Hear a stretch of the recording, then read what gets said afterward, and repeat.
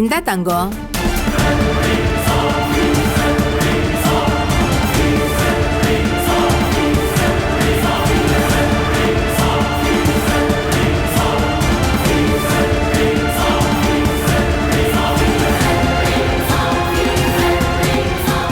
இல்ல ஆண்டி, எனக்கு இந்த நகைங்க வேண்டாம். நீங்க இதை எனக்கு கொடுக்கறதுல அங்கிளுக்கு இஷ்டம் இல்ல போல இருக்கு. எதுக்கு தேவையில்லாத பிரச்சனை? எல்லாரும் பாக்குறாங்கல்ல. பாக்கட்டும் தங்கம். அப்பத்தான் இவர் பண்ற அநியாயத்தை பத்தி எல்லாருக்கும் தெரியும்.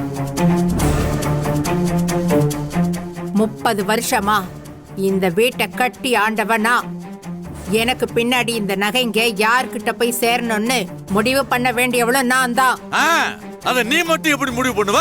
மாமா வேணாங்க மாமா, அத்தை சரியாதான் செய்யறாங்க. அவங்க சம்மதம் இல்லாம நீங்க அன்னைக்கு எனக்கு கொடுத்தது முறை இல்லன்னு தான் அன்னைக்கு நான் அதை அத்தை கிட்ட கொடுக்க சொல்லி திருப்பி கொடுத்தேன்.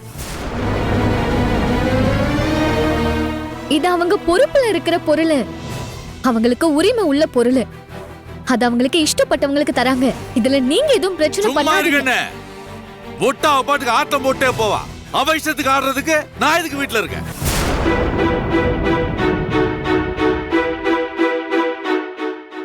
இல்லங்க மாமா, நீங்க தானே சொன்னீங்க இது தலைமுறை தலைமுறையா மூத்த மருமகளுக்கு சேர வேண்டியதுன்னு. நாளைக்கு பெரிய தானுக்கு கல்யாணம் முடிஞ்சா கமிஷனர் தானே மாமா நம்ம வீட்டுக்கு மூத்த மருமக. அத்தை அவங்க காலத்துக்கு அப்புறம் செய்ய வேண்டிய முறைய அவங்க இருக்கும் போதே செய்யணும்னு ஆசைப்படுறாங்க. அவங்களோட இந்த நியாயமான ஆசைய நீங்க கொஞ்சம் புரிஞ்சுக்கோங்க.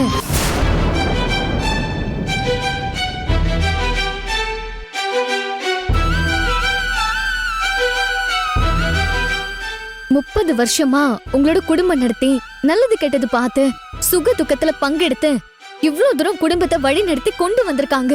அவங்களோட இந்த ஆசைய நீங்க நிறைவேற்றி வைக்கலனாலும் குறுக்க நிக்காதீங்க மாமா. உங்களை கெஞ்சி கேட்டுக்கிறேன்.